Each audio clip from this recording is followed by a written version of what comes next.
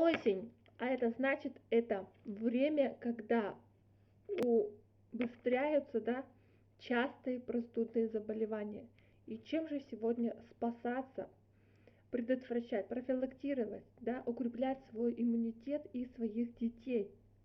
И вот ангина, кашель прошла за 2,5 дня у этой мудрой мамы, а сама она кушает данные технологии, наши Success Siberia, минус 14 килограмм, друзья, ну это просто уникальные продукты. И еще гидровитин, омега у нас идут как косметические средства. Экономия огромная. Послушайте, что она об этом говорит сама.